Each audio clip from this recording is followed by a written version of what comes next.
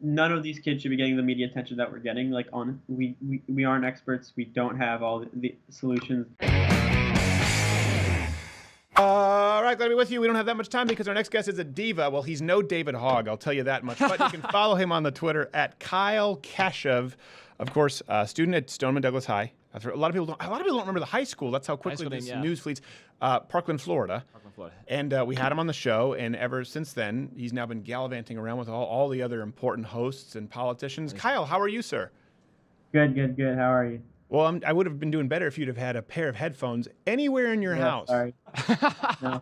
I feel like that was a power move. I don't do headphones. Kyle Kashev doesn't do headphones. Kyle Kashev doesn't do headphones. Maybe that's for that's for those other kids at the town halls. How have you been doing? So I remember you did our show. We talked about this we talked about everything that had been going on. It was still really hot in the news, and ever since then, I've been seeing you everywhere.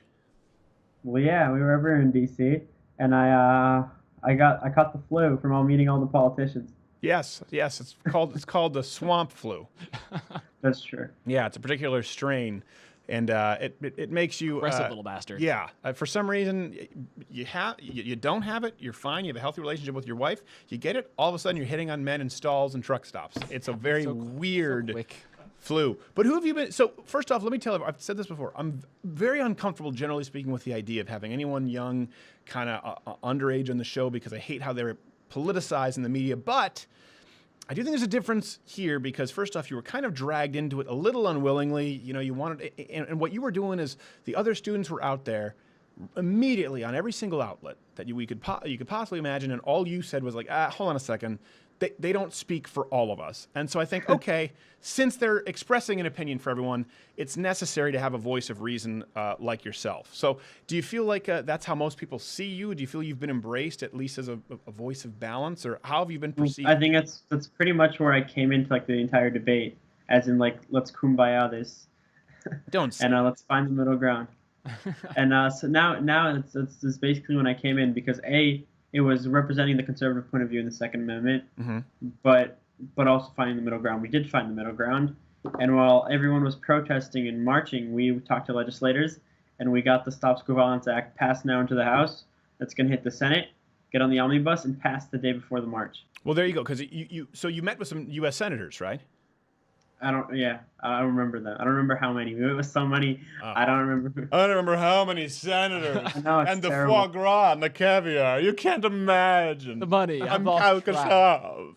The Twitter follow us. Where are they? So you met with them. What is this? What you're talking about now? You found a middle ground. What is the middle ground legislatively? What are we looking at? And I know you've played an active role in it. I mean, it's clear that we're not going to pass anything that have with gun control. Okay. In the Congress. So practically it was everything that can be done preemptively to stop a shooter without like talking about gun control. Okay. Because I don't even think gun control is the issue in this debate. And it's clear, like looking factually, gun control won't solve anything. So what we push the Stop School Violence Act, which it lets teachers, it gives the funding for better recognition of kids who do have these issues, better treatment of these kids, better development of technology at schools itself, and better communication between the FBI and the schools. Right, exactly, and that's important. And by the way, that doesn't necessarily get into the territory what you're talking about of, hey, you took a Xanax, so now you can't buy a gun because of mental health issues. Because last time when we spoke, I was saying this idea was also way too broad, and we had to hone in a little bit on something specific. And this seems like a good start. And you're saying this is going to pass the day before the march, you believe? That if everything goes according to plan, it already passed the House. Practically unanimous vote. So what'll this do for, let's say, let's walk us through a scenario. And first off, I just find this, I don't know why I'm so tickled that David Hogg is everywhere. He's like, the NRA practically threatened us, but because they say they don't like you. He's out there on every single show, and at the same time, Kyle is here, and he actually has some legislation that might make it the day before the march, the day before the final PR stand. They might already be up Crap Creek.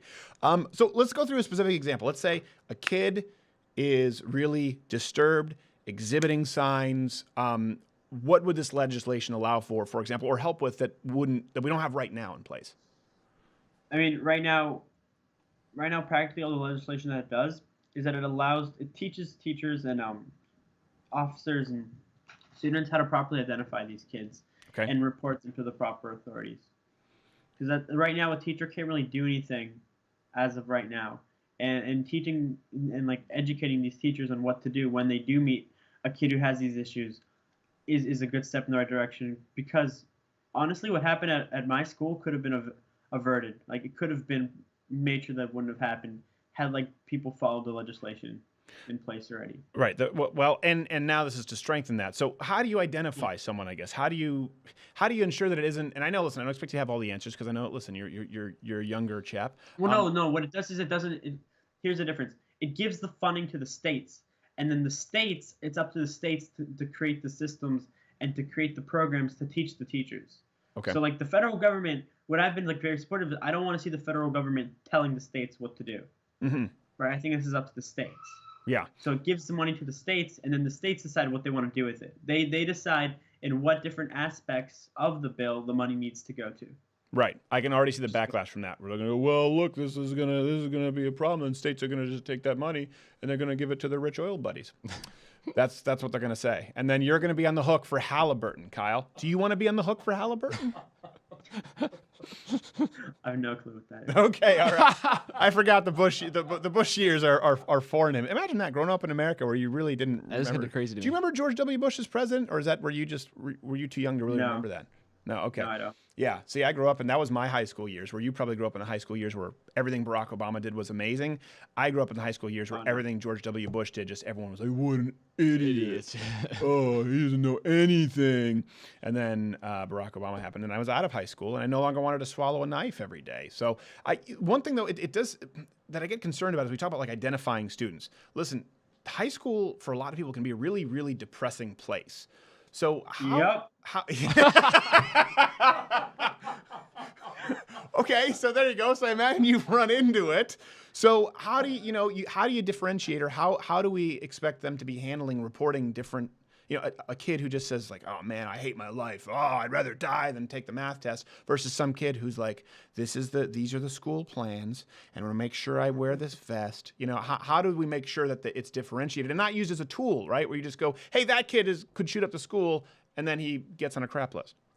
I honestly don't know how they would identify a kid who's not, because it's really like it's a very specific matter. It's the same thing of like having the legislative and saying that if you're mentally like disturbed, you shouldn't be able to acquire a weapon. It's the same debate of like being able to properly identify the person and not like overreact. And I don't know. So this is more so about correcting the breakdown in communication that happens between like a state level. They don't really have. No, it's about what every state deems necessary, what deems like what they want to do to ensure this won't happen again. Yeah. In a very like subset group of what they're allowed to do, and it's very broad. The group they can like choose to go in like technology. They can choose to better the communication between the FBI. They can work on like apps of reporting. It's all up to the states. Right. Yeah. Well, listen, we've seen it when states with education tend to do better than one big federal bureaucracy in Washington, D.C. You know what I loved is I just asked you a specific question, and you said, I don't know. You know who would never say I don't know? David Hogg. Have you ever heard David Hogg say, I don't know? I don't think anyone has really followed up on any questions. That's actually, okay, that's what we call a segue, Colin. You didn't even realize, because that was going to be my next question. Do you see any specific plans other than NRA sucks and ban all semi-automatic weapons like we saw at the CNN town hall? Do you see any concrete legislative plans from your peers, people like David Hogg, people who are in the... No, this is exactly what happened in school. I talked to kids like, hey, look, you're right, okay, tell me anything you want, but what do you propose? And none of them gave me anything. None of them. I talked to like so many peers today, and I'm like, look, what do you propose? Like, what do you want to do? Like, even if I don't agree with you, just what do you want to see happen? And none of them gave me an answer. And like, it's practically the same thing with the march. Two different things with the march. There are people in the march that say that we don't want to take away your guns. I remember David Hogg saying we don't want to take away your guns, but specifically on the website, if you can pull it up right now and scroll down, it says that no one should be able to have an assault rifle. So there is a gun agenda going on here, and it is quite somewhat of an anti-gun march. Right. It's like no one wants to take your guns. And I don't see any actual legislative changes other than that are actually being pushed. All I hear is marching. Marching is fine for activism and raising awareness, but if you actually want legislative change, you talk to the legislators and you propose something. Nothing's being proposed. Right. That's a really interesting point. First off, when you say you spoke with people today, I know it wasn't David Hogg because I saw him on the telly, so I know that he's not there. He's basically tutored on set.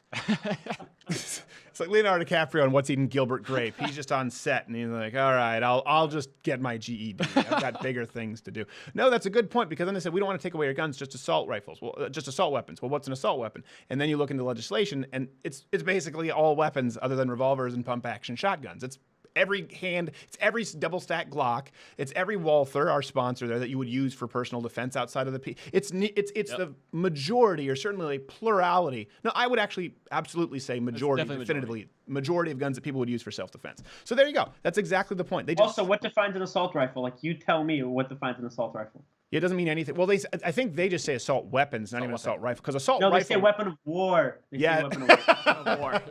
Yes.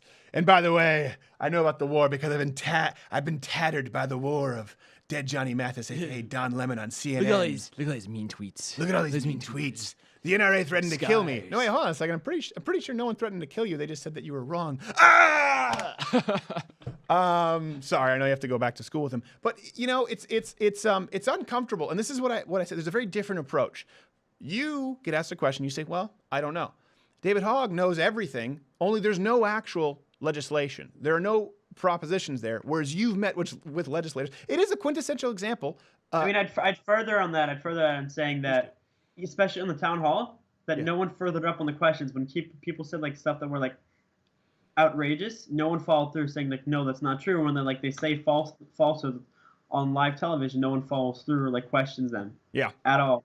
Yeah, that's a good point because they tried to say that I remember Dana Lash didn't do that, where she what's the name of the girl? Looks like the Minority Report Oracle shaped head.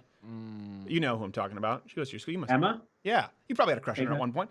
So the point is, she was up there and she goes, "Don't say no on air because her friends are gonna come after you, the chain gang." I think jealous.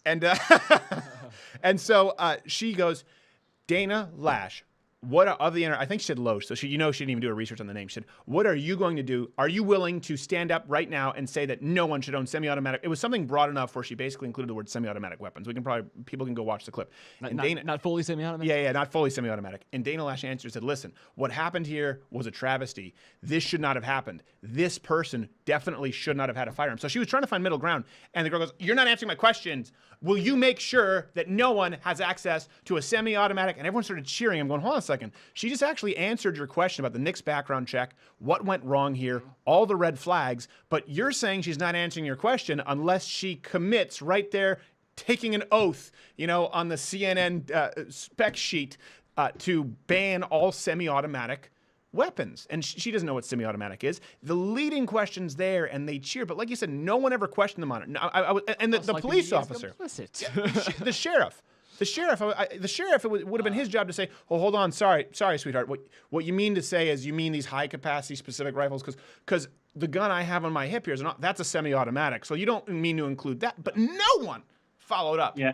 Do you follow up when you're at school, though? Please tell me you do.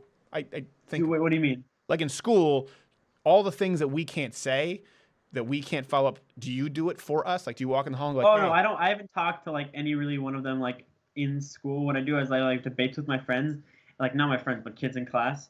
They don't turn into debates with my friends. They're just straight up arguments and yelling because you can do that. Well, I appreciate your candor. With like kids in my class, before all this happened, I spoke with two kids from like two leaders from the Never Again movement, and they told me that they want to ban fully automatic assault rifles. They've banned since 1934. So, right. And then they come out to me like, we want to ban all assault rifles, and they couldn't define what an assault rifle is or like which specific one. So like it's an indication that they truly don't know what they're talking about. And then specifically at school, I would talk to kids and I would say, look, what do you want to do? They're like, we have to ban assault rifles, and I hit them with the statistics, and then they're like, I don't like how you tweet, Kyle, and I was like, okay. Yes, it's like, well, hold on a second, look at this. You're a dick. It's not what you tweet, it's how you tweet it. Yeah, it's how you tweet it. Okay, how should I? You know what you do with that? Tell them, here's what you do. Repeat the fact and say, okay, 500,000 to 3 million defensive uses of firearms each year. The vast majority of public shootings not committed by rifles or quote unquote assault rifles of any kind. How should I tweet it?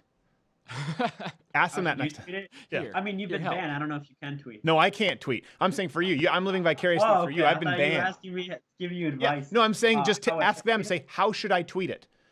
And it? Okay. I'll that's do that's that. actually Get very. back at you with an answer. Yeah, they won't know what They're to probably say. gonna say they probably would be like, don't tweet it. Exactly. So that's That what would this comes be down good. to. They just don't want to hear different points of view. Period. I mean, it like the biggest factual evidence that I just constantly say is that 3% of all gun crimes are with an assault rifle. 68% of those are suicides, and the majority is gang violence and criminal activity. Right. Well, even So further, by the way, assault rifles isn't even an issue. And then you just say the same thing. The 1994 to 2004 assault rifles ban proved inconclusive for actually having a change. assault weapons ban. I hate to correct you, but because that's important, because assault rifle in the military meant a Oh, my rifle bad. capable of burst fire. Assault weapons doesn't mean anything, and that includes handguns with scary triggers. So they Okay. say assault rifles, but the legislation is assault weapons, which would ban handguns as well. And that's the point. They don't Okay. even care because at the end game, if you look at the legislation, it's just they want to ban handguns. Well, no, this is the 1994 to 2004. Yeah, it was assault weapons. Weapons. Oh, it was? Okay. Yeah. It was really really silly. It included all kinds of magazines. It affected handguns and everything as well. Okay. Let me ask you this: since you've been on our show, what other programs? I know I've seen you in a few. What other programs have reached out to you proactively to get you to appear? I mean, practically everyone. Practically everyone. Not in like big numbers, like for like big league media, big league media. But Thank you. no, not you. I'm saying that What a Trump. cancel Big on that league. free mug we had sent out to Mr. Kashev. Luck of my hair. I love you guys though, but no. We have to make sure that I pick the right interviews because I don't want to get like my interview get it chopped up. Right. By some left wing interview and it looks like I don't know what I'm saying or. Okay, Big well that's topic. interesting because you said pick the right interviews. So, but are you willing to do interviews with people who disagree with you, so long as it's Well, yeah, not chopped up? definitely. I did Piers Morgan. Piers Morgan was fun. Did you see Okay. that? Well, no. Okay, tell us for those who don't know. Tell us how that went. I mean, it was 2:40 in the morning. I hadn't slept. I had like half a what was it, Dr. Pepper, and we just got on air, and then he just started like spouting all this like false information that was just like had like absolutely no substance to the debate. It was just like all random facts about how an 8-year-old girl shot her father because they gave her an Uzi machine gun to shoot at range, and she shot her father. And I'm like, what does this have to do with the actual debate? And then there was like other random facts that he kept on like shoving in there that had made like no sense. Yeah, Like that sounds like didn't weird. help at all. Yeah. I was just like telling him like general facts that like just facts that are well known. Well, you know what's funny? Again, to draw this contrast because David Hogg is the darling of the left right now.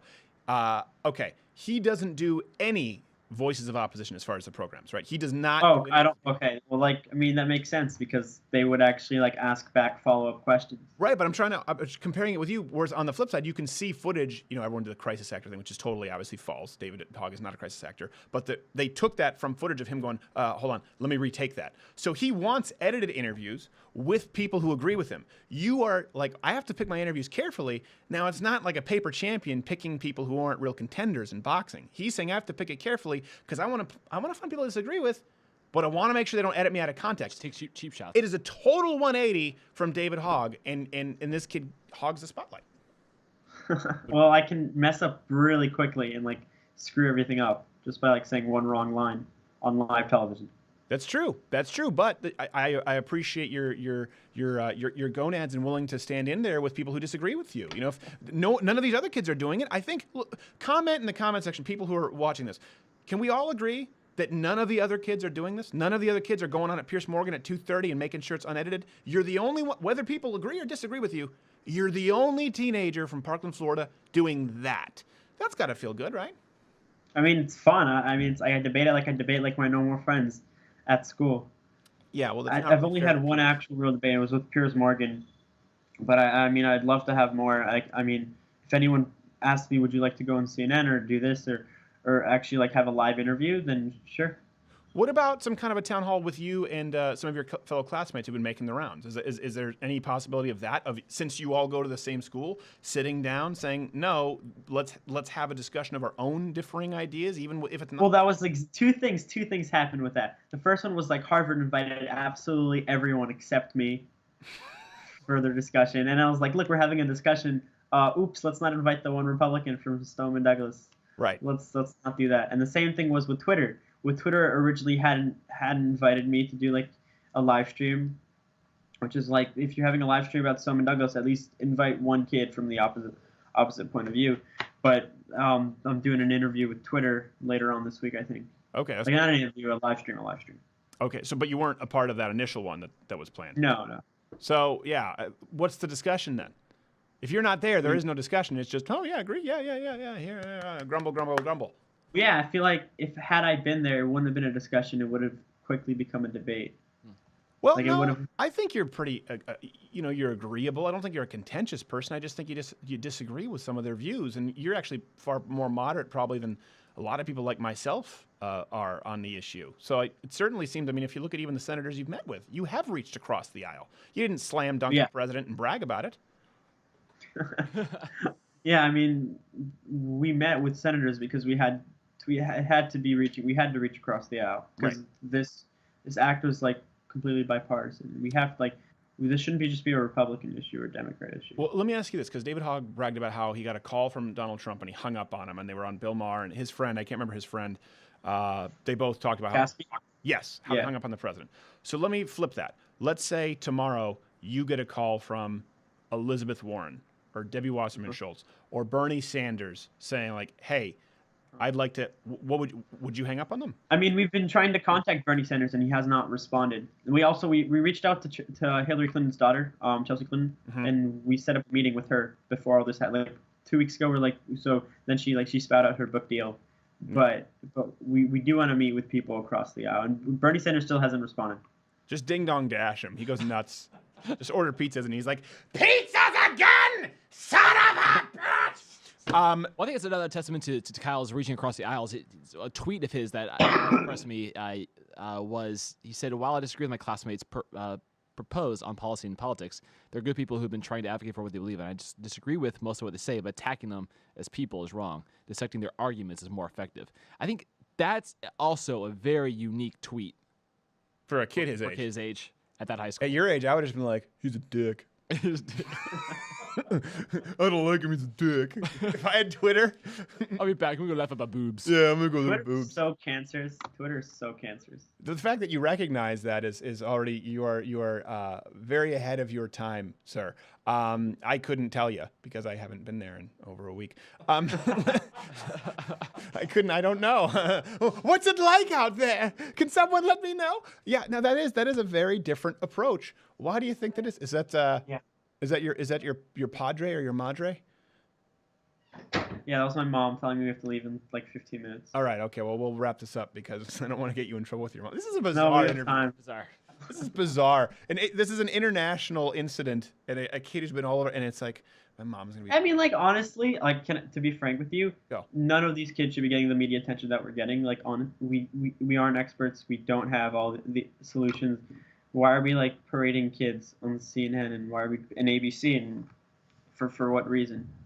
Well, here it's just because we're exploitative and we have no shame. Well, that's true. Like, actually, I was waterboarded for ratings. No, here the reason why, like I said, is I agree with you, but unfortunately, they have already been thrust into the spotlight, and they've said, "I speak for all of Stoneman Douglas," and so you're the only person saying, "Listen, I don't hate these kids. I don't wish them, but I don't agree with them, and they don't speak for all of us." And so, I don't have the luxury, if someone like you exists, of not hosting you. Well, yeah, I mean, I think you're absolutely right. There are definitely a bunch of Republicans at Stoneman Douglas who aren't represented in the media, and I think I don't say I speak for all Republicans or even for all of the kids at Stoneman Douglas. No, and there are kids with like a variety of like viewpoints at Stoneman Douglas. Yeah, I know. But it's a select group of people who have been like, they kind of say that they represent everyone from Stoneman Douglas, which isn't true. Exactly. This is like the left. They see everyone as a monolith, right? They say, okay, you're black. Okay, you're a woman. Okay, you're gay. Okay, you're in Parkland, Florida. It's like, no, hold on a second. I'm a person and I have a different point of view. Just because David Hogg walks to the same homeroom class that I do doesn't mean that he agrees with me and everything. Wait, just because I'm black doesn't mean that I agree with everything that Whoopi Goldberg says. Wait, just because I'm gay doesn't mean that I think Liza Minnelli kicks ass. Okay, we have different opinions and that's okay. It's the same symptom. We see this here. This is why I very much appreciate you hosting. A couple of reasons. Let me list this. First off, you're very civil. You're able to have a dialogue and you're able to dissect ideas as opposed to just going after the person, which is very admirable in someone your age. You're also able to say you don't know. and then maybe you'll look into it more. You also understand that people are individuals and don't claim to speak for everybody. These are very different from how the left see people. You are of these kids, you are the one taking personal responsibility, getting active, approaching legislators, actually trying to create real change, which may happen before the march, which I just find hysterical. You're the kind of guy who people should want. If they're going to exploit having a high school kid on, they should say, They should exploit me. Yeah, they should exploit you. They should say at least this kid is the kind of kid who we know is mentally stable enough to handle an interview, as opposed to someone who's just going me, limelight. It's the unwilling kind of hero. So I hope other people see the difference between you and the leftists. I mean, we're actually doing something good. Like we're actually pushing something versus just marching in the streets.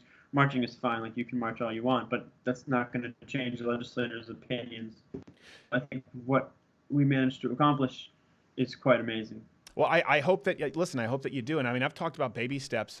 You saw what happened in Maryland today, where the officer shot the gunman. You know, it's one of those things you can't. And that kills the entire narrative of not having guns at school. And I love that, because someone with a gun stopped the bad guy with the gun. And that's what needs to happen at our school. And it's like, look, this man actually did the job he was paid to do, versus waiting outside and being a coward. And guns at schools are actually a good thing. Yes, well, exactly. Well, to be fair, they were waiting in their Lamborghini over there. You know, if I had those bucket seats, I wouldn't leave them for a while. Hard to get out of too. No, that's a good point. And here's the thing: they go, well, that's a trained police officer. Well, hold on, we had trained officers in your situation who didn't do what they were supposed to do. We have people who get their concealed carry. Far less likely to commit crimes. They're far more trained in firearms than the average person, and at least it gives you a fighting shot. I say, I don't want to mandate that all teachers carry firearms, but if a teacher can carry a firearm at a Denny's or anywhere else because he's gone through the class, he has the permit, he should be allowed to protect himself and his students at school. And we see that today, even if it's an officer, the only thing that stops the bad guy with a gun is a good guy with a gun. Even like the gun isn't going to magically disappear. Like no one's going to stop the shooter. Someone has to stop the shooter. Right. And then when people, I don't know, I was going to say this before you said this, but did you try running? I find it funny how like people like Bernie Sanders are calling for like gun reform, and then it's like, look, if you want to take away guns, then give up your armed security. Right. No, you're exactly right. And by the way, the gun that the police officer used, guarantee you that would be an assault weapon because the magazine capacity would put it under that category. Have you tried darting into the hallways and offering a buyback program? Yes. Perhaps have you tried that? Next time, just offer a buyback. That's how they do it. That's tell them it's mandatory. That'll get them. It's mandatory. Exactly. It's a mandatory buyback. I'm sure the gunmen's from henceforth will abide. Turn that AR into some art. It's like it's also hypocritical. They're like, give us trust the government even more. Give away your guns. Trust the government, but the government failed us on so many different levels. So it's like trust the government more, even after they failed. Well, people need to see the hypocrisy. I don't know that we need to trust the government, and David Hogg might not be the hero we need. But the one we deserve. The one we deserve. Kyle, I know you can't get. I would love to have the kid on my show. Good luck with that. Where's the best place for people to find you and follow this legislation that you've been working on and meeting with politicians? Where's the best place? Twitter. So at Kyle Kashuv. At Kyle Kashuv. Well, that bars me from the equation. I can't follow you, so I don't want to get you in trouble with your mom. But Kyle, I really appreciate you coming on the program. Keep us updated, and man, keep up the good fight. I know high school can. I'll hit you up on Twitter. Yeah, thank you very much. All right, hang up on him, his smart ass. Hey, did you like this video? Of course you did. Unless there's something wrong with you, in which case you can comment below. What's your problem with this video? We want to hear from you, and we promise you 100%, I give you, my word is my bond, we'll answer every single negative comment. For those who are normal, you can leave a thumbs up and subscribe.